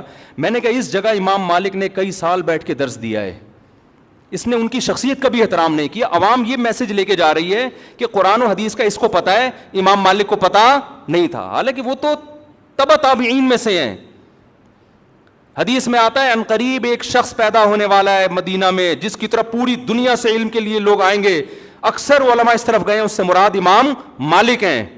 اکثر علماء اس طرف گئے. اتنے بڑے عالم کا مذاق اڑا دیا آپ نے. آپ یوں کہہ سکتے تھے کہ حدیث میں آتا ہے کہ ہاتھ باندھ کے نماز. امام مالک نے دیکھا کہ مدینہ والے ہاتھ چھوڑ کے نماز پڑھ رہے ہیں. امام مالک نے اس سے دلیل پکڑی کہ انہوں نے صحابہ کو دیکھا ہوگا, اور صحابہ نے کس کو دیکھا؟ نبی کو. تو اگرچہ باندھنے کا تذکرہ ہے, لیکن نبی کا آخری عمل کیا تھا؟ ہاتھ چھوڑ کے. تو امام مالک کی رائے میں یہ دلیل ہے. وہ کہہ رہے ہیں کہ حدیث میں تو ہمیں باندھنے کا تذکرہ ملتا ہے, لیکن جو عمل مل رہا ہے ہمیں پریکٹیکلی, جو تواتر مل رہا ہے وہ چھوڑنے کا مل رہا ہے. تو عملی تواتر کو وہ زیادہ ویلیو دے رہے ہیں قولی حدیث سے, تو وہ بھی حدیث ہی پر عمل کر رہے ہیں. پھر آپ ایک رائے بیان کر دیتے کہ بھئی ان کی رائے بھی ٹھیک ہے, دلیل ان کی بھی بنتی ہے, لیکن ہم حدیث کے ظاہر کو دیکھتے ہیں, بھئی باندھنے کا تذکرہ ہے. تو ہم کہتے ہیں نبی نے جو چھوڑ کے نماز پڑھی ہوگی, ہو سکتا ہے وہ کسی عذر سے پڑھی ہو, یا ہو سکتا ہے کہ جی وہ آسانی کے لیے, یہ بتانے کے لیے کہ یہ بھی جائز ہے. تو ادب کا تقاضا یہ کہ باندھ لیے جائیں. لیکن اگر کوئی امام مالک کی رائے کو فالو کر رہا ہے تو ہم اس کو بھی برا نہیں کہیں گے. یہ انداز ہوتا تو میرا خیال ہے زیادہ اچھا ہوتا. لیکن آج کل کے اسکالرز جو قرآن حدیث کے ٹھیکیدار بنے ہوئے ہیں, ان کا یہ اسٹائل بولو نہیں ہے. ان کا یہ اسٹائل ہے کہ حدیث مجھے آتی ہے, باقی سارے جاہل ہیں. یہ تو امام مالک کے بارے میں. اگر وہ پوچھ لیتے نا رفع الیدین کا مسئلہ امام حنیفہ کا, پھر تو وہ ایک دم آگ نکلنا شروع ہو جاتی. جو اسٹائل امام مالک کا تھا کہ مدینہ میں نے لوگوں کو ہاتھ چھوڑ کے نماز پڑھتے ہوئے پایا ہے, رفع الیدین نہ کرنے کے بارے میں وہی دلیل کس کی ہے؟ امام ابو حنیفہ کی, کہ کوفہ علم کا مرکز تھا. کوفہ میں عبداللہ بن مسعود اور علی رضی اللہ تعالیٰ عنہ کے آ کے آباد ہوئے. یہ دونوں صحابہ علم میں دوسروں سے بہت زیادہ تھے. ان کے شاگرد جتنے بھی کوفہ میں تھے رفع الیدین نہیں کرتے تھے. امام ابو حنیفہ نے اس سے استدلال کیا کہ ٹھیک ہے, بخاری مسلم تو امام حنیفہ کے بعد آئی ہے, لیکن صحیح حدیثیں رفع الیدین کرنے پر بھی ہیں. لیکن یہ جو آخر میں نہیں کر رہے اتنے سارے صحابہ, تو یہ اس کی علامت ہے نبی نے آخر وقت میں ترک کر دیا تھا. آپ اس دلیل پہ آپ یہ کہہ سکتے ہیں کہ مجھے یہ دلیل سمجھ میں نہیں آتی, میری رائے یہ کہ کیونکہ بخاری میں ہے تو ہم رفع الیدین کریں گے. ٹھیک ہے, آپ کی نہیں سمجھ میں آ رہی تو ٹھیک ہے, ہم تو مانتے ہیں نبی نے کیا ہے. لیکن اگر ابو حنیفہ اہل کوفہ اور صحابہ تابعین جو ان کے شاگرد تھے ان کے عمل سے استدلال کرتے ہوئے نہ کرنے کا فتویٰ دے رہے ہیں, آپ ان کی نماز کو بولو خلاف سنت ہے, اس کا مطلب آپ اپنی رائے کو دوسرے پر تھوپنا چاہتے ہیں. امام ترمذی جو امام بخاری کے شاگرد ہیں, جب رفع الیدین کرنے کا ذکر کیا نا انہوں نے, آپ ترمذی میں دیکھ سکتے ہیں عربی میں, تو اس میں کہتے ہیں وَبِهِ يَقُولُ بَعْضُ أَهْلِ الْعِلْمِ مِنْ أَصْحَابِ النَّبِي, رفع الیدین کرنا بعض اہل علم صحابہ کی رائے تھی.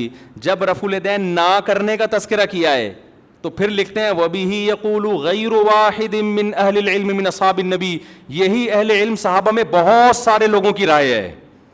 یہ کون کہہ رہے ہیں؟ امام بخاری کے شاگرد. حالانکہ وہ خود بھی رفع الیدین کے قائل تھے, لیکن دلیل میں صحابہ کی جب بات آ رہی ہے تو کیا کہہ رہے ہیں؟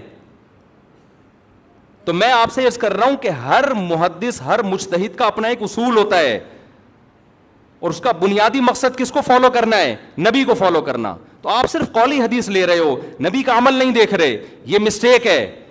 تو نبی نے پہلی علامت کیا بیان کی؟ ما انا علیہ, بولو نا, وہ اصحابی, جس پر میں ہوں, جو میرا عمل ہے جس پر. تو یہ نبی کا عمل تھا. اب اس عمل میں اختلاف ہو سکتا ہے, کوئی کہہ رہا ہے ہاتھ چھوڑ کے نماز کا عمل تھا, کوئی کہہ رہا ہے ہاتھ باندھ کے نماز کا عمل تھا, کوئی کہہ رہا ہے رفع الیدین کا عمل تھا, کوئی کہہ رہا ہے نہ کرنے کا عمل تھا, آخر عمل. ٹھیک ہے, یہ اختلاف شریعت میں ناپسندیدہ نہیں ہے. اس اختلاف کی بیس پہ فرقے نہیں بنتے, کوئی بنائے گا تو وہ جہنمی ہے. اور یہ اختلاف صحابہ میں بھی تھا, کیونکہ دونوں میں وہ علامت پائی جا رہی ہے ما انا علیہ. کامیاب فرقے کی علامت کیا ہے؟ جس پر نبی کا عمل. تو نبی کا عمل دونوں پر ہے نا, تو اس میں آپ دونوں میں سے کسی کو بھی غلط بولو نا یار. نہ ہاتھ باندھ کے نماز پڑھنے والے کو, نہ ہاتھ چھوڑ کے, نہ رفع الیدین کرنے والے کو, نہ کرنے والے کو, کیونکہ دونوں کے پاس دلیل ہے, دونوں مکتبہ فکر کی, اور دونوں کہاں سے ثابت کرتے ہیں؟ نبی سے. تو اس بیس پہ جتنا بھی اختلاف ہو, اس اختلاف سے جنت اور جہنم کا فتویٰ نہیں لگتا. سمجھ میں آ رہی ہے بات؟ اگلی بات, نبی یہاں کہہ کے رکے نہیں صرف ما انا علیہ. اگر آپ رک جاتے تو ہم صحابہ کو بیچ سے نکال دیتے. ہم کہتے ہیں حدیث میں کیا آ رہا ہے, بس نبی نے فرمایا وَأَصْحَابِي. کیوں؟ اب دیکھو ترتیب کیا ہے. آپ نے قرآن کا ذکر کیوں نہیں کیا؟ کیونکہ قرآن کی لوگ ایسی تشریح کریں گے جو نبی کی تشریح کے خلاف. جیسے غامدی صاحب, اللہ ان کی عمر میں برکت دے, بہت ساری تشریحات ایسی کرتے ہیں قرآن کی جو حدیثوں کے خلاف جا رہی ہیں. نبی نے شادی شدہ زانی مرد کو رجم کیا ہے, ساری دنیا جانتی ہے, متواتر روایات ہیں. وہ قرآن کی آیت کی تشریح کرتے ہیں کہ زانی مرد اور عورت کو 100 کوڑے مارو. وہ تشریح ایسی کر رہے ہیں جس میں شادی شدہ کو بھی شامل کر رہے ہیں, حالانکہ یہ کنواروں کے بارے میں نازل ہوئی ہے. حدیث سے پتہ چلتا ہے, متواتر حدیث سے. تو نبی نے کیا فرمایا؟ قرآن کا تذکرہ کیوں نہیں, ڈائریکٹ اپنے عمل کو پیش کیا تاکہ لوگ قرآن کی وہ تشریح نہ کریں جو میرے عمل کے، صرف میری حدیث نہیں، میرے عمل کے بھی خلاف ہو. اور عمل بھی نبی کا اصل میں حدیثی کہلاتا ہے. دو قسمیں، قولی اور ایک فعلی. آپ نے ایک عمل کیا، صحابہ نے سینہ بسینہ اس عمل کو نقل کیا، یہ بھی حدیث ہے، چاہے بخاری میں نہ بھی ہو، چاہے مسلم میں نہ بھی ہو. دوسرا، آپ نے ان لوگوں پہ رد کرنے کے لیے جو حدیث کی تشریح اخپل طریقے سے کریں اور اس میں صحابہ کو بیچ سے نکال دیں، ان کو نکالنے کے لیے آپ نے کیا فرمایا؟ میرا اور میرے اصحاب کا عمل. سمجھ میں آ رہی ہے بات؟ میرے اور میرے اصحاب کا عمل.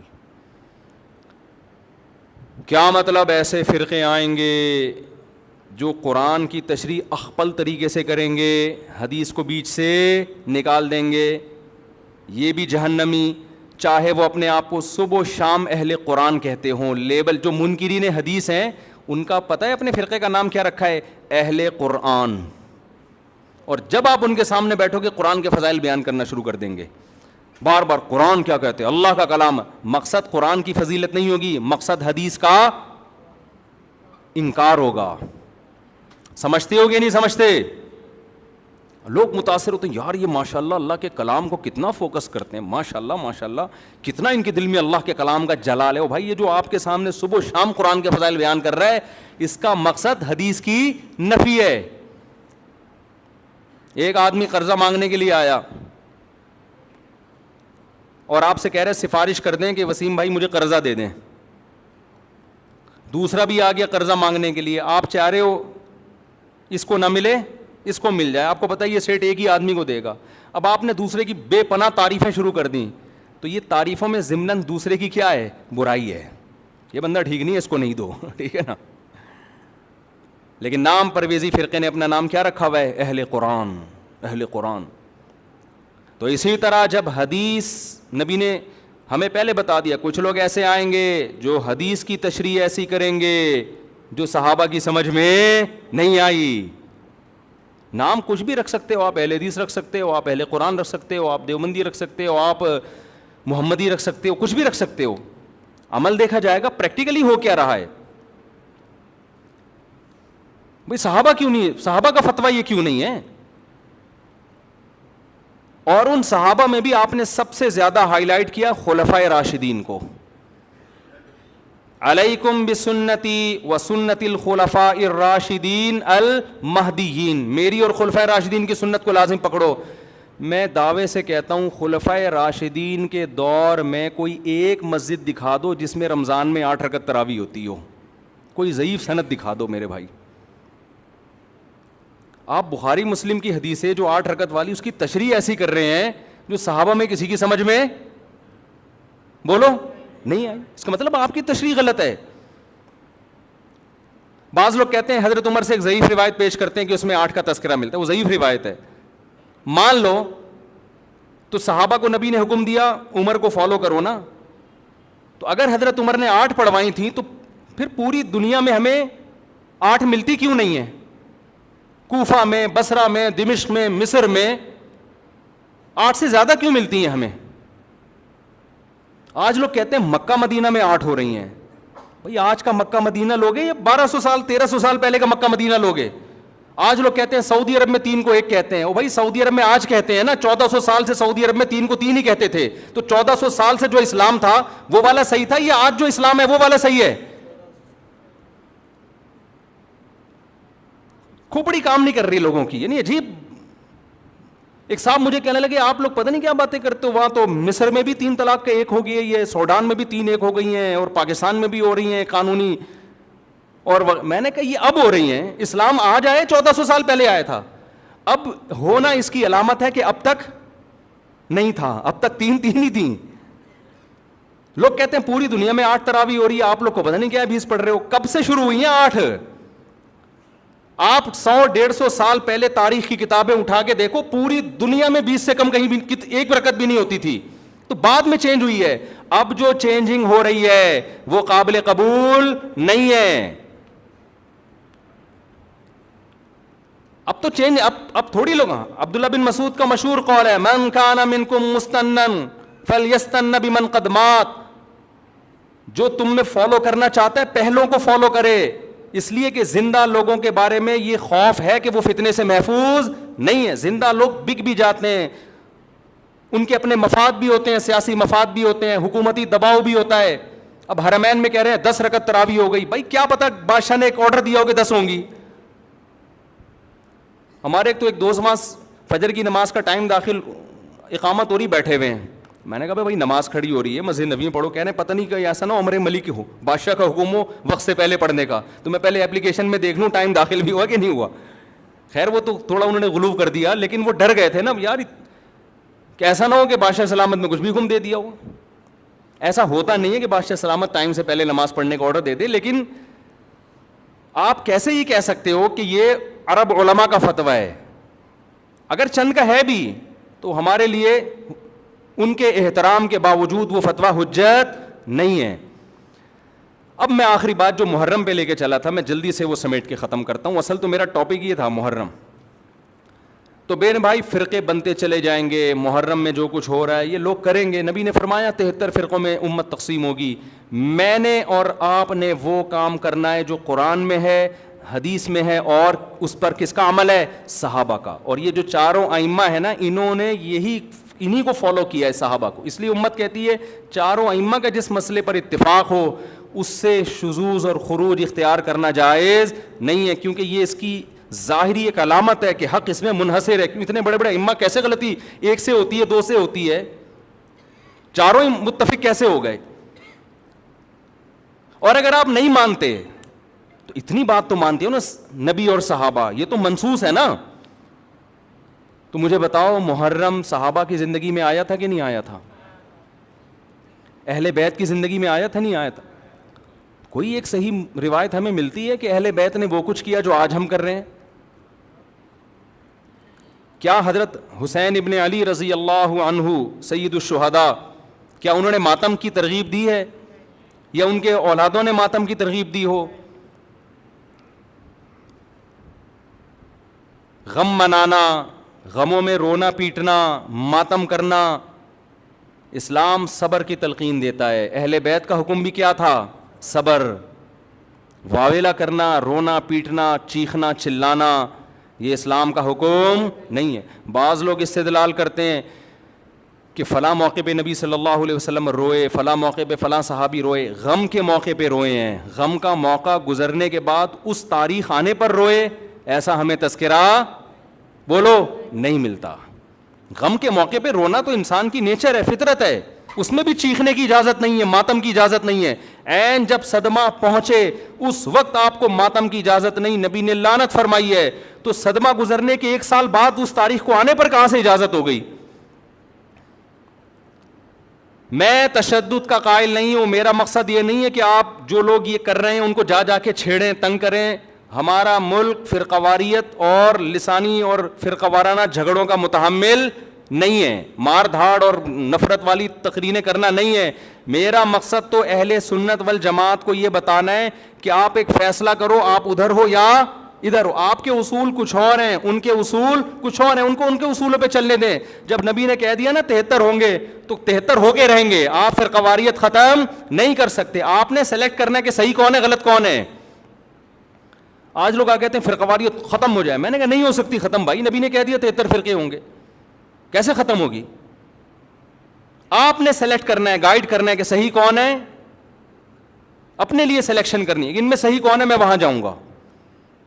آپ کے پاس بہت سارے آپشن ہوتے ہیں دنیا میں بھی، تو آپ سارے آپشن ختم کر دیتے ہو. کئی رشتہ آیا آپ کے لیے، بہت ساری لڑکیاں ہیں، آپ نے کہا یہ ٹھیک ہے باقیوں کو بم سے اڑا دو. او بھائی آپ کو جو سمجھ میں آئے آپ اس سے شادی کر لو، بلکہ اس سے بھی نہیں 3 اور سے کر لو. اور لڑکی کے پاس ایک آپشن ہے، تو بھائی جو سمجھ میں آ رہا ہے اس سے کر لو، باقی وہ دوسرا جو مرضی آپ کے بلا سے آپ کہیں اس کو مار دو، کیونکہ وہ غلط آدمی کا رشتہ میرے پاس آیا ہے، بندہ ٹھیک نہیں ہے، ابا اس کو مروا دو. ابا کہے گا بیٹا تو اتنے لوگ صحیح بھی ہیں غلط بھی ہیں، تجھے جو صحیح لگ رہا ہے وہ بتا دے، جو غلط ہے وہ اس کو رہنے دے، وہ تیرا کام نہیں ہے. دنیا میں بہت سی غلط بھی ہوتی ہیں، ان کو وہ غلط مل جائے گا. تو فرقے تو رہیں گے، حضرت عیسیٰ علیہ السلام ہی آ کے ان فرقوں کو ختم کریں گے اور تلوار سے ختم ہوں گے یہ، اور یہ ہمیں اجازت ہمیں بم پھاڑنے کی, تلوار چلانے کی, گالیاں دینے کی اور ایسے بیان کرنے کی جس سے نفرتیں پھیلیں, ہمیں اس کی اجازت نہیں ہے. ہمارے پاس تو جو بھی آتا ہے ہم اس کو گلے لگاتے ہیں. شیعہ لوگ بھی آتے ہیں, ہم ملتے ہیں, تمیز سے بات کرتے ہیں, اکرام کرتے ہیں, السلام علیکم. مذہب پہ بحث نہیں کرتے ہم, کیوں؟ ہمیں پتہ ہے خام خواہ کا جھگڑا ہوگا. جو سیکھنے آنا چاہے بات کر لیتے ہیں اس سے ہم. تو ہم نفرتوں کے قائل نہیں ہیں, نہ ہم تشدد کے قائل ہیں. ہم تو آپ کو یہ بتا رہے ہیں کہ آپ فیصلہ کرو کہ آپ ہو کس کیٹیگری میں. ہماری حدیث ہمیں یہ بتاتی ہے, ہمارے نبی ہمیں یہ بتاتے ہیں کہ ما انا علیہ و اصحابی, جو میرے اور صحابہ کا طریقہ. ہمارے نبی پہ محرم بھی آیا, صحابہ پہ محرم بھی آیا, جو انہوں نے کیا ہم بھی وہی کریں گے. ہمارے نبی کی زندگی میں ربیع الاول آیا, صحابہ کی زندگی میں خلفائے راشدین کی زندگی میں آیا, جو انہوں نے کیا ہم, بولو نا, وہ کریں گے. انہوں نے کیا کیا؟ صبر کیا ہے. غم کے موقع پہ کیا کیا ہے؟ صبر کیا ہے. تو ہم بھی کیا کریں گے؟ صبر. یا ہمیں اجازت دی ہے قاتل سے قصاص لیں. حضرت حسین کے قاتل اگر آج ہمیں مل جائیں, ہم انشاءاللہ ان کو زندہ نہیں چھوڑیں گے. جب نہیں ہے ہمارے پاس, ہمارے دور میں نہیں ہے, تو اللہ سے ہم دعا کرتے اللہ ان سے انتقام لے قیامت کے دن. حضرت حسین کے خون کا بدلہ لے اللہ ان سے, اور لے گا, اللہ کیوں چھوڑے گا. لیکن اگر ہم نے اس حدود سے تجاوز کر کے ہم نے وہ کچھ کیا جو اللہ اس کے رسول کی منشا کے خلاف ہے, تو میرے بھائی جہاں قاتلوں سے سزا لی جائے گی, اللہ ہمیں بھی نہیں چھوڑے گا. کہ یہ کون سی اہل بیت کی تعلیمات تھی جس پر تم عمل کر رہے ہو. سفید لباس اسلام میں پسندیدہ ہے, ٹھیک ہے, نبی نے ہر رنگ کا لباس پہنا ہے. پسند کس کو کیا؟ سفید کو. وہ محرم میں بھی پسندیدہ, وہ سفر میں بھی, وہ ربیع الاول میں. جیسے ہی رشتہ میسر ہو, اسلام حکم دیتا ہے نکاح میں تاخیر نہ کرو, چاہے محرم ہو. محرم ہے تو سفر تک ڈیلے نہ کریں, سفر میں رشتہ ملا تو ربیع الاول تک ڈیلے نہ کریں. ویسے بھی میرے بھائی جس نے 4 شادیاں کرنی ہوں گی, وہ اگر ڈیلے کرنا شروع کر دے تو اس کی ہو گئی. پھر اسلام میں تو یہ کہ جلدی نکاح کرو. محرم میں بھی کریں, جو نہیں کر رہے ان کو چھوڑ دیں اپنے, ان کا فرقہ ہے, ان کا مسلک ہے, چھیڑے نہیں کسی کو, جا کے بحث نہ کریں. دفتروں میں بحثیں خامخواہ شروع ہو جاتی ہیں. آپ نے اپنے بارے میں فیصلہ کرنا, میں کدھر ہوں, میں کدھر کھڑا ہوں. جو کالے کپڑے پہننے دیں, نہ ان پہ طنز کریں, نہ ان پہ ہوٹنگ کریں, یہ جائز نہیں ہے, اس سے نفرتیں پیدا ہوں گی. جو کر رہا ہے کرنے دو. آپ کے بچے جب پوچھیں ابو انہوں نے کالے کپڑے پہنے, بولیں بیٹا ان کا فرقہ ہے, ہم لوگ اس فرقے کے نہیں, ختم ہو گئی بات. تو ابو ہم اس فرقے, ہم کیوں نہیں ہیں؟ بیٹا ہم, حدیث میں آتا ہے کہ ما انا علیہ و اصحابی. جب بچہ آپ کا پوچھے نا تو آپ بتائیں حدیث میں آتا ہے جو میرے اور صحابہ نے, چونکہ صحابہ نے یہ نہیں کیا تو ہم بھی نہیں کر رہے. تو بیٹا پوچھے گا پھر یہ کیوں کر رہے ہیں, تو بیٹا جو ان کا کام ہے وہ ان سے پوچھنے کا ہے, وہ مجھ سے پوچھنے کا نہیں ہے. اب بچہ جائے گا ان سے پوچھنے کے لیے, اس کو بولیں بیٹا جب بڑے ہو جاؤ گے نا پھر جا کے پوچھنا, ابھی پوچھا تو رپلائی بھی ہوگا, اس سے کیا پیدا ہوگا؟ فتنہ. تو بچے میں کھوپڑی ہوگی تو وہ اتنی بات اس کی کھوپڑی میں انشاءاللہ آ جائے گی, 2 اور 2 4 کی طرح. پھر بچہ کہے گا ہمیں کیا کرنا چاہیے, اس کو بتا دو بیٹا قرآن میں صاف طور پہ لکھا ہوا ہے کہ ہم نے بنی اسرائیل سے عہد لیا تھا کہ ان احکام کو فالو کرنا ہے. بنی اسرائیل نے ان احکام کو چھوڑ کر فرقے بنا دیے. تو بیٹا قرآن میں سورہ بقرہ میں اللہ کہہ رہا ہے ان احکام کو فالو کرو, وَاعْبُدُوا اللَّهَ, اللہ کی عبادت کرو. سمجھتے ہو؟ بیٹا ہم نے کیا کرنا ہے؟ اللہ کی عبادت. ابو عبادت کیسے کرنی ہے؟ بیٹا 5 نمازیں پابندی سے پڑھنی ہے, ٹھیک ہے نا. زندگی میں 1 دفعہ حج کرنا ہے. بیٹا سال میں 1 دفعہ زکوٰۃ دینی ہے, اس کے حکام علماء سے پوچھ لو. یہ کرنا ہے ہم نے, محرم میں بھی کرنا ہے, سفر میں بھی کرنا ہے, ربیع الاول میں بھی کرنا ہے, اور ربیع الثانی میں بھی کرنا ہے. جس کا جو حکم آتا جائے, رمضان میں روزے رکھنے, حج کے ایام میں حج کرنا ہے, وہ اللہ نے ڈیٹیں ہمیں بتا دی. ابا محرم میں کیا کرنا ہے؟ بیٹا محرم میں 9 10 یا 10 11 کا روزہ رکھنا ہے, اور زیادہ روزے رکھ سکتے ہو تو سبحان اللہ. حدیث میں آتا ہے سب سے زیادہ رمضان کے بعد روزوں کا ثواب کس مہینے میں ملتا ہے؟ محرم میں ملتا ہے. بیٹا ہم نے یہ کرنا ہے. سمجھ میں آ رہی ہے بات کہ نہیں آ رہی؟ اور کیا کرنا ہے؟ اور اس سے بولو قرآن میں اللہ کہتا ہے وَلَا تُشْرِكُوا بِهِ شَيْئًا, اللہ کی عبادت کرنی ہے, اس کے ساتھ کسی کو شریک نہیں, پکارنا نہیں ہے صرف یا اللہ مدد, نہ یا علی مدد, نہ یا غوث اعظم مدد, نہ یا رسول اللہ مدد. یہ سارے نعرے بیٹا ہم لوگوں کے بولو نہیں. اچھا ابو فلاں نے فلاں کتاب میں لکھا ہے کہ یا رسول اللہ مدد تو دائرے اسلام سے خارج ہے. بیٹا کون دائرے میں داخل ہے کون خارج ہے یہ تیرا ہیڈ ایک, کیونکہ بچے نے اس کو لے کے پھر وہ فتوے دینا شروع. بیٹا اس کو چھوڑ دے اپنے حال پہ. میں جو تو نے کرنے کے کام ہے وہ میں تجھے بتا رہا ہوں. وہی ہے نا, ایک آدمی رات کو تہجد میں اٹھ کے دعا مانگ رہا تھا, اے اللہ سارے لوگ سو رہے ہیں، میں اکیلا جاگا ہوا ہوں، اس عمل کی لاج رکھ لے. سارے لوگ خراٹے لے رہے ہیں، میں اکیلا. لوگوں نے کہا بھائی تو اپنی باتیں بتا، ہماری برائیاں کیوں کر رہا ہے اللہ کے سامنے. ایک آدمی نے کمبل نکال کے بولا بھائی تو اپنا بتا نا، ہماری برائیاں ہمیں کیوں ساتھ میں گھسیٹ رہا ہے، یہ لوگ سو رہے ہیں. تو بیٹا یہ آپ کے کرنے کا کام ہے، باقی آپ کسی بھی فتوے کون یا رسول اللہ کہہ رہے ہیں، کون کس کا کیا مطلب ہے، چھوڑو اس بحث کو. اس میں پھر بڑی طویل بحثیں ہیں، یہ ایسے دلدل میں پھنسو گے، نکلنے کے قابل نہیں رہو گے. اچھا ابو اور کیا کرنا ہے میں نے، تو ان کو بتاؤ وَاعْبُدُوا اللَّهَ وَلَا تُشْرِكُوا بِهِ شَيْئًا وَبِالْوَالِدَيْنِ احسانا. بیٹا ماں باپ کے ساتھ کیا کرنا ہے، احسان. کیسے احسان کرنا ہے، اللہ کہتے ہیں لا تقل لهما اف، ماں باپ کے سامنے اف بھی نہیں کہنا. ان کے قدموں میں جنت تلاش کرنی ہے، محبت سے ان کی پیشانی پر دیکھنے سے حج عمرے کا ثواب ملے گا. سب سے بڑا حق اللہ رسول کے بعد کس کا ہے، والدین کا. ابا اور کیا کرنا ہے میں نے، وَبِالْوَالِدَيْنِ احسانا وَبِذِي الْقُرْبَى. بیٹا جو رشتہ جتنا قریب ہے اس سے بنا کے رکھنی ہے.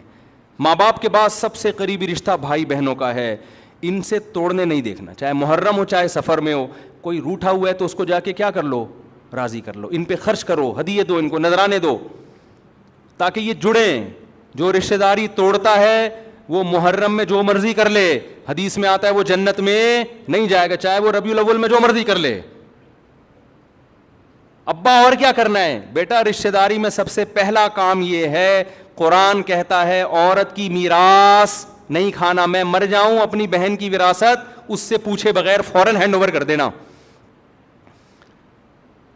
سمجھ میں آ رہی ہے بات کہ نہیں آ رہی ہے، فوراً کیا کر دینا، اس کے حوالے کر دینا میں مر جاؤں تو. ایسا نہ ہو 20 سال تک مانگتی رہے، یا آپ بولو ہم نے جہیز اتنا دے دیا تھا. اور بھی اس طرح کے حکام ہے جو سورۃ بقرہ میں ایک ہی جگہ اللہ نے وَقُولُوا لِلنَّاسِ حُسْنًا. جب بھی لوگوں سے بات کرنی ہے اچھے اخلاق سے بات کرنی ہے، تمیز سے بات کیا کرو. بیٹا جب تم بات کرتے ہو تو لگتا نہیں ہے کہ تم نے تمیز کہیں سے سیکھی بھی ہے. آہستہ آواز میں بات کیا کرو، دھیمے لہجے میں بات کیا کرو. یہ تو نہ کہیں تمیز سیکھی بھی نہیں ہے پھر اور بدتمیز بن جائے گا. تو وَقُولُوا لِلنَّاسِ حُسْنًا وَأَقِیمُوا الصَّلَاةَ. نمازوں کو پابندی سے قائم کرو. یہ ہمارا اسلام ہے جو محرم میں بھی ہے، سفر میں بھی ہے، ربیع الاول میں بھی ہے. اس کے علاوہ جو کچھ ہے میرے بھائی وہ ہماری اپنی اختراعات ہیں، ایجادات ہیں، اس میں اللہ کی رضا شامل نہیں ہے. اللہ تعالی ہمیں سمجھنے کی، عمل کی توفیق عطا فرمائے. جمعے کے بیان کے بعد تھوڑی دیر مسائل کا سیشن ہوگا. آپ لوگوں نے بھی کچھ پوچھنا ہے تو پوچھ سکتے ہیں، جانا ہے تو جا سکتے ہیں.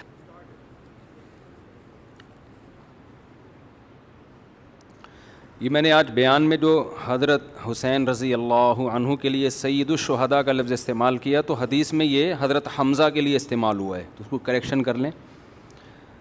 حضرت حسن اور حسین کو سیدہ شبابی اہل الجنہ، جنت کے نوجوانوں کا سردار کہا گیا ہے.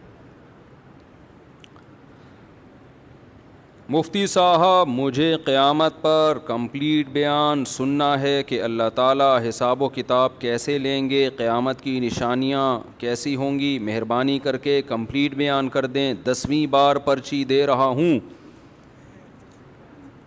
Once more. تو اصل میں ایک تو میرا آڈیو بیان ہے یوٹیوب پر قیامت کی علامتوں کے بارے میں، 2013-14 میں کیا ہوگا تو وہ سرچ کر لیں، ورنہ دوبارہ کر دیں گے انشاءاللہ. قیامت کی علامات نبی صلی اللہ علیہ وسلم نے جو حدیث میں بتائی ہیں وہ کیا ہیں، کریں گے. تو بہت سارے اور بھی اہم ٹاپک ہیں نا، وہ ختم ہوں گے تو پھر قیامت پہ آئیں گے نا. مفتی صاحب نکاح کرنا چاہتا ہوں، زنا کا خطرہ ہے، کیا لکھیں، مسائل درکار نہیں، دعا کریں اللہ آسانی پیدا کر دے. آپ نے ہی نکاح پڑھانا ہے، دل سے دعا ہے جی اللہ آپ کے لیے نکاح آسان کر دے اور زنا سے بچائیں. ایک دفعہ زنا ہوتا ہے بس پھر انسان اس دلدل میں گیا، اس گند میں نہ منہ ماریں کبھی بھی. اور جس سے خدا نخواستہ ہو گیا ہے وہ ابھی سچی توبہ کر لے. جتنا دیر سے توبہ کرے گا نا اتنی توبہ مشکل ہو جائے گی. لوگ سمجھتے ہیں کہ یار ایک دفعہ دل بھر کے گناہ کر لو پھر توبہ کر لیں گے، یہ بہت بڑی مسٹیک ہے. ان چیزوں سے کبھی بھی انسان کا دل نہیں بھرتا. ایسے جیسے چرس پی لی کہ دل بھر جائے گا تو چھوڑ دیں گے، بھائی وہ تو عادت پڑے گی. ہیروئن کا کبھی دل بھرتا ہے ہیروئن سے؟ جتنا پیے گا اتنا برباد ہو جائے گا. تو یہ سارے گناہ ایسے ہی ہیں. جتنا جلدی چھوڑیں گے چھوٹنے کا امکان ہے, دیر جتنا لیٹ کریں گے امکان کم ہو جائے گا. مفتی صاحب, میں اسلام میں نظر و نیاز کی کیا حقیقت ہے, جائز ہے؟ اللہ کے نام کی نظر نیاز دینا کیسا ہے؟ یہ اللہ کے نام کی نیاز ہوتا کیا ہے مجھے تو پتہ ہی نہیں ہے. سیدھا سیدھا صدقہ خیرات کا ذکر ہے حدیث میں. اب مجھے نہیں پتہ یہ نیاز کا مطلب کیا ہوتا ہے لوگوں کا, تو ہمیں ضرورت بھی نہیں ہے مطلب تلاش کرنے کی. صدقہ خیرات کریں بس اللہ کے لیے, اللہ کو خوش کرنے کے لیے. یطعمون الطعام علی حبہ مسکینا و یتیما و اسیرا.